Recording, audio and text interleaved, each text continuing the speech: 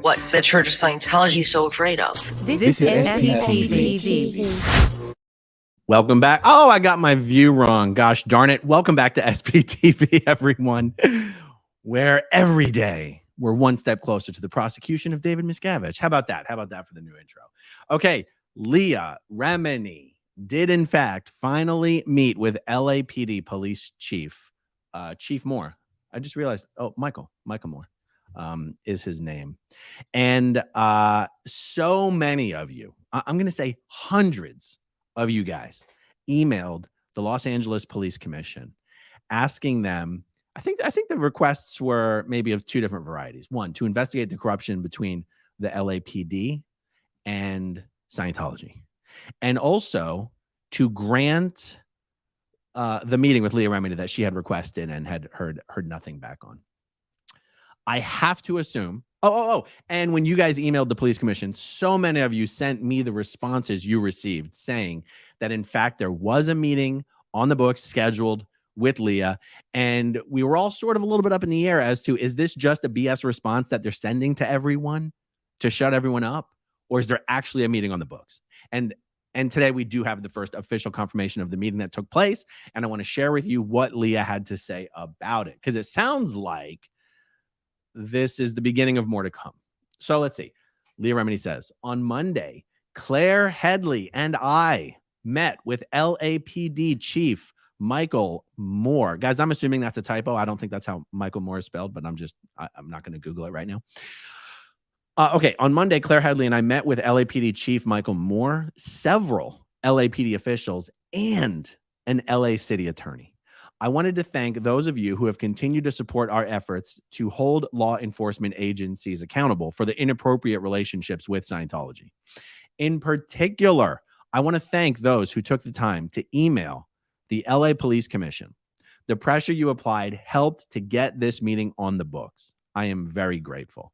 I want to make something clear. While I have been talking about the LAPD a great deal lately, Scientology's policies about law enforcement aren't explicitly written about the LAPD or any single law enforcement agency for that matter.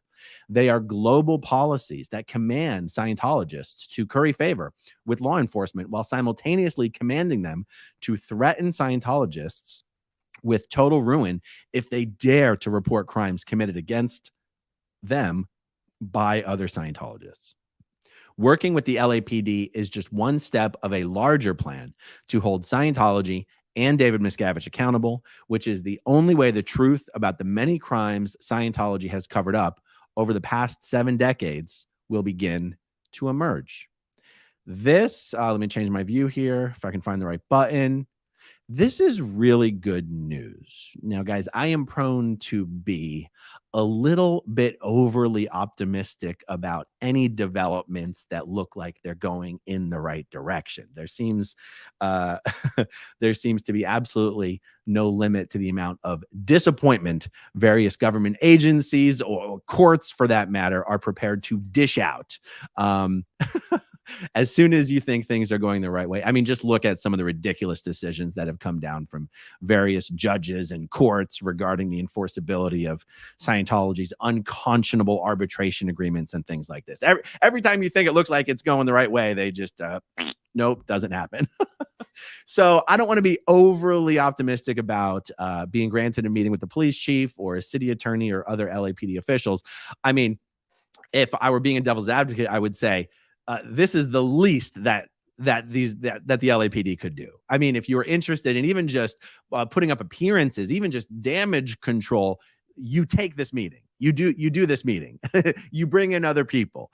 You give Leah a reason to think you've really made an impact. Now, look, again, like I said, I'm an optimistic guy. Do I think that this meeting did have an impact? Yes, I do. I'm not trying to poop on it at all.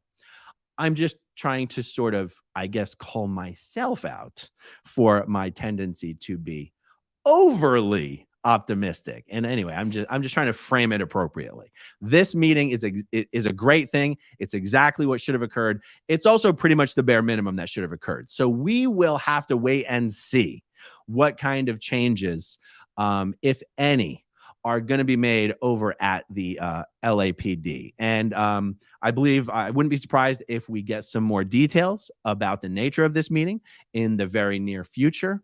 And it certainly is true. It really cannot be stressed enough that Scientology's policies surrounding law enforcement is actually to make really, really good friends with the police. Like, you guys know, I live in Clearwater, Florida. Clearwater, Florida is where Scientology's largest Scientology organization is. It's called FLAG, the Flag Service Organization, the FLAG Land Base, usually just called FLAG. The way FLAG makes really good friends out of the police is they help the police solve crimes. Because first of all, there's people at FLAG whose job is to be like the really good friends with the police. And what those really good friends let the police know is we have super high def, ultra high zoom cameras covering every square inch of this city's frickin' downtown area. We can read a license plate on the beach from the roof of the cameras on the roof of the Fort Harrison Hotel 2 miles away. If you guys need any help solving crimes, you need video evidence, you come to us. We're going to give you the video evidence you need. A car got stolen, a place got robbed. If our cameras captured it, we'll give you the footage. Now, that friendly relationship and that cooperation stops the moment a crime has anything to do with a Scientologist. And, for those of you who watch a lot of our, the live streams and the interviews that I do on this channel, you will know that one of the stories that got told recently about something that happened at the international base, Scientology's international base is out in Gilman Hot Springs, California. One of the parents who worked at that base, a Sea Org member who worked at that base, who was a parent of a child, a cadet, who and the cadets, the children of Sea Org members, were kept at a different facility many miles away. One of those parents had missed the bus to go and see their child and instead walked. And during that walk, that parent was attacked and sexually assaulted by a local who was not a Scientologist. The story that was told just this past week is that Scientology brought the full force of the law to bear upon that local who had sexually assaulted one of their own, meaning one of the Scientology Sea Org members. Now, compare that to what Scientology did in the Danny Masterson case, where Danny Masterson violently sexually assaulted many Scientology women, including non-Scientology women. But Scientology knew of all the details about one for sure, and also knew details about the second, but didn't get as involved in the second case as they did in the first. Not only did Scientology not involve law enforcement, they severely penalized and attempted to destroy the lives of the Scientology women who even considered going to law enforcement. They were threatened. Their family was threatened. You know what will happen if you go to law enforcement. So you have these two different examples. Scientology actively threatening its own members of what will happen to them if they involve law enforcement. And then the example of a non-Scientologist, where Scientology brought the full force of the law to bear, made sure that guy did everything in their power to make sure that attacker, in the case of the mother that was walking, that attacker was given the maximum sentence possible. Now, of course, the judge determines the sentence, but Scientology cooperated so that they could make sure this guy was punished as severely as possible. So Scientology has this really, it's a conniving relationship Scientology has with law enforcement agencies. We are going to make such good friends out of you so that when it comes time that the spotlight is shown on us, you will feel like you have more to gain by letting it slide than you have to lose. And law enforcement agencies, this is an interesting thing to consider. Scientology might be one of the most well-known currently, like, destructive cults that are out there. I mean, I feel like it is. I feel like it gets all the headlines. It gets, all the attention, the eyeballs, whatever. There are many organizations out there like Scientology who are just lesser known, perhaps smaller.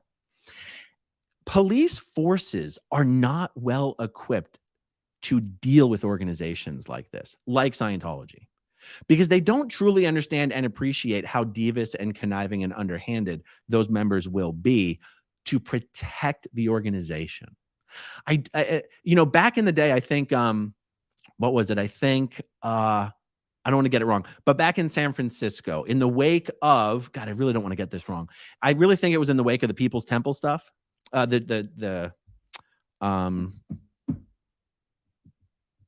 I don't want to get this wrong. Here's what I want to say. In San Francisco, at some period of time, after some debacle that had to do with some cult, there was a training program put in place in the San Francisco Police Department to specifically train them on how to deal with cults. The LAPD has to have an organization, does not have such a program, and it must. The Clearwater PD does not have such a program, and it must. The Clearwater PD used to actually have a training component for new officers they were onboarding to actually train them about Scientology. And I don't mean to teach them about L. Ron Hubbard. I mean to train them about Scientology, if you know what I'm saying. That has to be re-implemented in police forces, because Scientology is just so good at what it calls safe pointing. Safe pointing is essentially making a friend or an ally out of someone in the community, particularly someone of importance, an opinion leader, a business leader, a politician, a police chief. They're just so damn good at it, you guys. If they're good at anything, it's that. And if you don't understand that's what's happening, anyone is susceptible to it.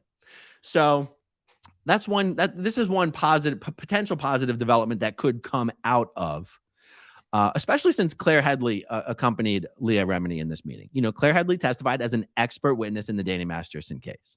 I think Claire Headley is only the second person I've ever heard of who has been allowed to testify as an expert witness on the subject of Scientology. The first person was Jesse Prince, who actually, ironically, used to work as an executive in RTC, just like Claire Headley worked as an executive in RTC for many years. The fact that Claire accompanied Leah on this meeting, which means it wasn't just a PR meeting. Do you know what I mean? It wasn't just a, hey, you hurt my feelings kind of meeting. It was, we're here to conduct serious business kind of meeting. And I think that is a very positive sign.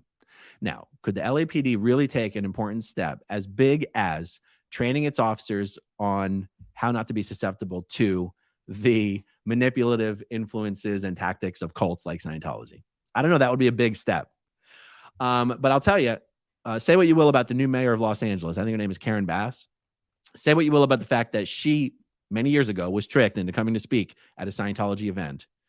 I do have reason to believe that Karen Bass would fully cooperate, if not even initiate, cooperate with or initiate initiatives that would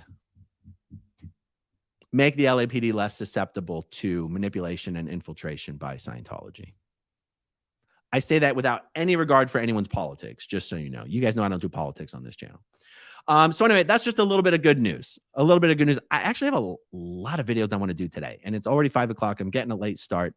But that is all I have on this for now. I do see one super chat. Arnie Van Halen, boom. What a great super chat. Thank you. All right, everyone. That is all I have on this for right now. Stay tuned, guys. Oh, I should mention, I'm getting close to 170,000 subscribers. I've pledged to donate $500 to the Aftermath Foundation once I hit that target. So if you like what I do here on my channel, if you want to help out the channel, if you're not subscribed yet, and you want to help the Aftermath Foundation, maybe consider hitting that subscribe button. Thank you for watching, guys. Thank you to everyone who watches until the very end, and I'll talk to you soon. Okay, if you want to see my rock and roll songs, click right on this guitar. And if you want to see a different one of my videos,